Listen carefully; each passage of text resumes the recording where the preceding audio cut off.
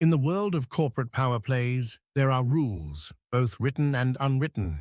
But what happens when the very person charged with enforcing those rules, the guardian of the company's ethics, becomes the aggressor? What happens when the head of human resources breaks the law to protect a friend, destroying an innocent person's career in the process?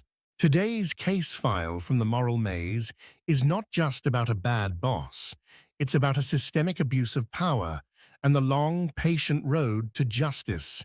It's a detailed saga of how one employee, armed with nothing but the truth and a meticulous 3-month plan, gathered the evidence needed to not only get their HR manager fired, but professionally disbarred and ultimately arrested. This is not a story of loud confrontation. It is a story of quiet, cold, and calculated revenge. The evidence is before you. The motives will be revealed. Now it is up to you to be the judge. Our narrator, a dedicated employee we'll call Alex, begins the story. I'd worked at the company for 5 years. I wasn't a superstar, but I was good at my job, respected by my peers, and had a flawless performance record. I kept my head down and did the work. That all changed when Karen was hired as our new HR manager. From day one, it was clear that Karen wasn't just incompetent. She was a tyrant who played favorites with a startling lack of subtlety. Her favorite, by far, was Linda, another employee in my department who was notoriously lazy, manipulative, and somehow always involved in office drama. They were friends from outside of work, a fact Karen made sure everyone was aware of, creating an unspoken shield of immunity around Linda. The incident that started my war began with a major project, a new software rollout for our biggest client. It was a high-pressure, high-stakes assignment that could make or break our department for the year. I was chosen as the project lead. Halfway through the project, I discovered a critical flaw. Linda, who was responsible for the data migration module, had been cutting corners. She was faking progress reports and using outdated, corrupted data sets. It wasn't just lazy, it was a ticking time bomb that would have cost the company millions in penalties and destroyed our relationship with the client. I did what any responsible project lead would do. I spent a full day documenting everything: the corrupted files, the fake reports with their conflicting timestamps, the emails where I had tried, politely, to get a status update from her and was met with evasive answers.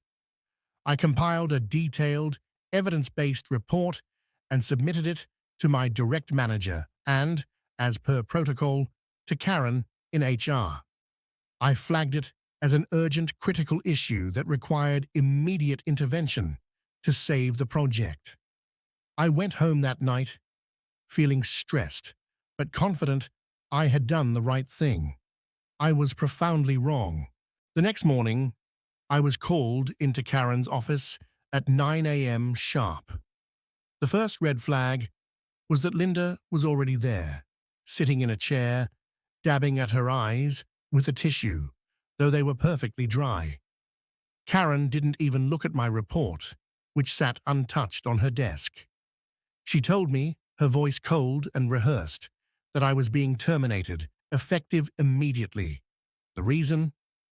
Creating a hostile work environment and falsifying malicious accusations against a colleague. It was a corporate execution. Linda had gone to Karen the moment she realized she was caught, and together they had concocted a story that I was bullying her and sabotaging her work out of professional jealousy. I was completely stunned. My mind was racing, trying to process the absurdity of it. I tried to present my evidence, to show them the log files, the data reports, but Karen just waved her hand dismissively, a gesture of pure, untouchable power. "We have all the evidence we need, Alex. Linda has provided multiple emails showing your aggressive and unprofessional behavior." I realized then that they had probably forged emails or twisted my own words out of context. It didn't matter what the truth was, they controlled the narrative. Security was called to escort me from the building. I wasn't even allowed to go back to my desk to get my personal belongings, my coffee mug, the photos of my family. As I was walked out past my team, who all stared at the floor, too scared to make eye contact, I saw Linda. She looked up at me, and for a split second, she smirked. As I sat in my car in the parking lot, the shock finally wore off, and it was replaced by a cold, clear, and focused rage. They didn't just fire me. They had tried to destroy my reputation. They had called me a liar, a bully, a saboteur. They thought because Karen was the head of HR, she was untouchable. They didn't realize that in firing me, they had just given me a new, full-time project. And that project was them. Midpoint verdict: an employee is wrongfully terminated and professionally assassinated by a corrupt HR manager protecting her friend. The very system designed to protect has become the weapon.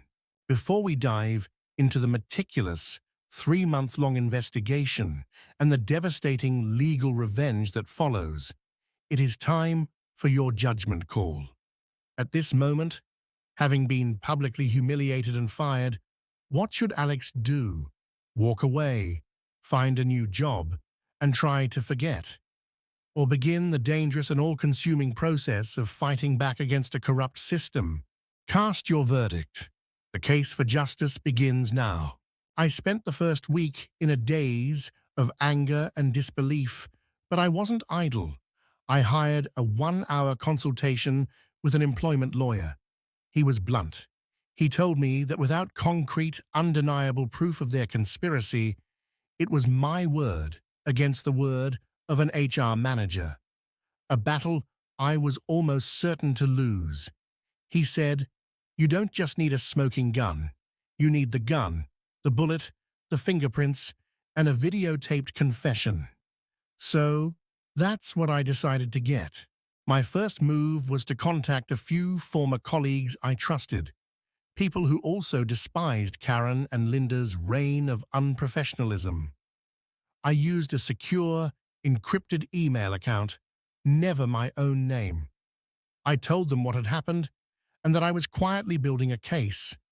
One of them, a guy from IT named David, was a godsend. He hated Karen because she had blocked his promotion to protect her own unqualified friends. He still had access to the system logs. 2 days later, he sent me an encrypted file. He had found the first piece of the puzzle. He discovered that the aggressive emails Linda had presented to Karen had been digitally altered. The timestamps were off, and the email headers showed they had been manipulated after they were sent, likely in Karen's office. This was my smoking gun. Next, I focused on the project itself. I knew that with me gone and the incompetent Linda in charge, the project was doomed to fail. I just had to wait and watch from afar. 2 weeks later, a trusted former colleague sent me a 1-sentence email. "It's on fire." The client had discovered the corrupted data, just as I had predicted. The fallout was massive. The client was threatening to pull their multi-million-dollar contract, and the company was in full-blown panic mode. My wrongful termination was no longer just an HR issue. It was now linked to a massive financial disaster. Now, it was time for Phase 2. I started a deep dive into Karen and Linda's public social media. It was a goldmine of arrogance. I found photos of them on a spa weekend together, posted on Linda's private but poorly secured Instagram. Time-stamped during days they had both called in sick with migraines. I found comments where they openly mocked other co-workers by name. I documented everything, creating a massive file of their unprofessional behavior, their time theft, and their lies. The real breakthrough, the videotaped confession, came from another colleague, Maria. Karen had a habit of using the company's main conference rooms for her private phone calls. Maria, who worked in administration, knew something Karen didn't. The conference room booking system had a little-known feature. For security and archival purposes, all calls made from the room's main phone were automatically recorded and archived on a backup server for 90 days. Karen, in her supreme arrogance, didn't know this. Maria, at great personal risk, accessed the archives. She found it. A 45-minute phone call between Karen and Linda from the day before I was fired. It was all there. Karen could be heard telling Linda exactly what to say, how to fake the evidence, and how she would handle me.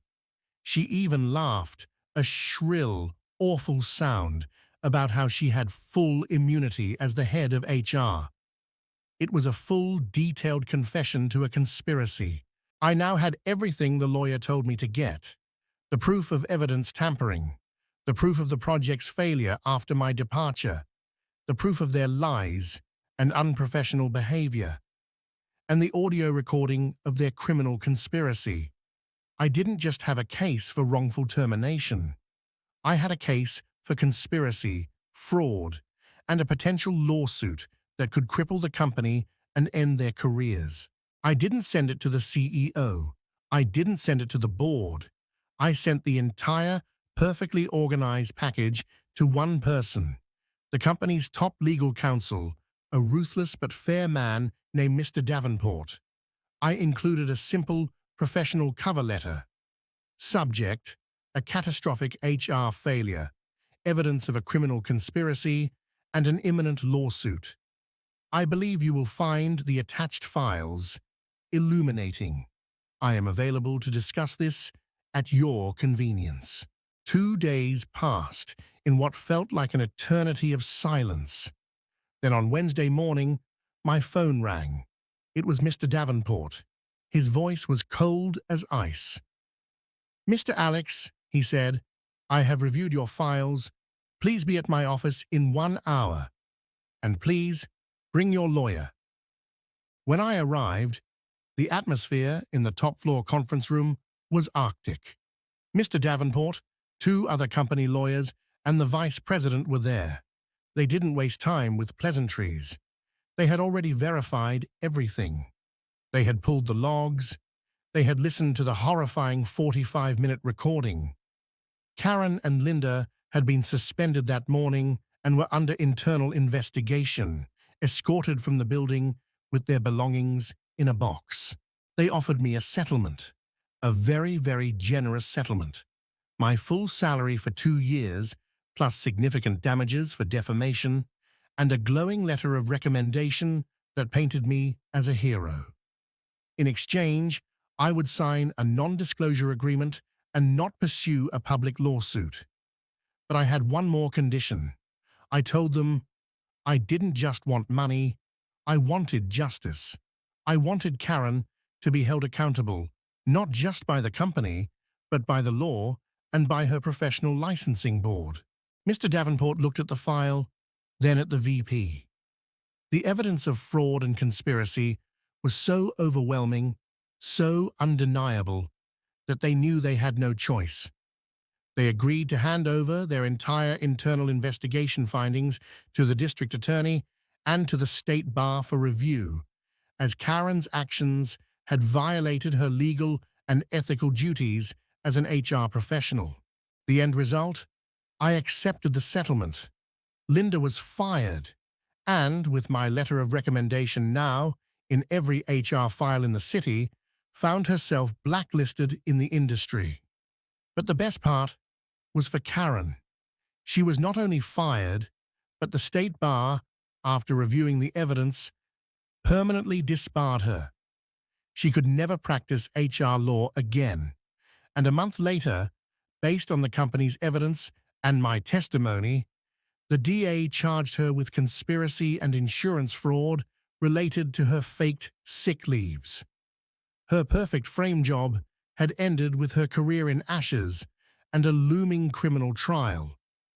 Justice, I found, is a dish best served cold and with a mountain of evidence. A long, slow, and brutal counterattack executed with the precision of a master strategist. An employee who was cast out became the hunter. But what did the public have to say about this tale of corporate justice? First, the voice of the tactician. One user writes, "This is the most satisfying story I've ever read. You didn't just get angry, you got organized. The methodical way you gathered evidence instead of just complaining is a masterclass in professional revenge. You use the system against the very people who thought they controlled it."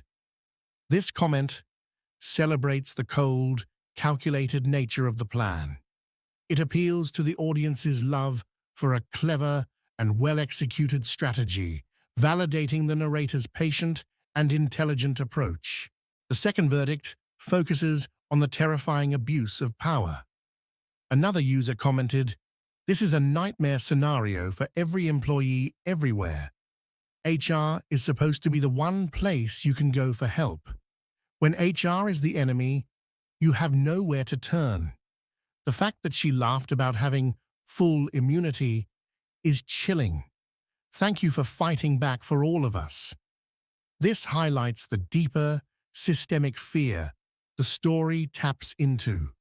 It validates the feelings of anyone who has ever felt powerless against a corrupt corporate structure and frames the narrator's victory as a victory for all workers. And finally, a comment about the unsung heroes, the allies on the inside. Let's not forget the colleagues who risked their own jobs to help. The IT guy who pulled the logs, Maria who found the phone recording. They are the real heroes. This story shows that to fight a corrupt system, you can't do it alone. You need brave allies on the inside. This provides a more hopeful and collaborative angle. It reminds the audience of the importance of solidarity in the face of injustice. A powerful and uplifting message to end on. A story of professional betrayal and the long, patient, and methodical road to absolute justice. It shows that sometimes the most powerful response to a loud injustice is a quiet, meticulous investigation, and that no one, no matter how powerful they think they are, is truly untouchable.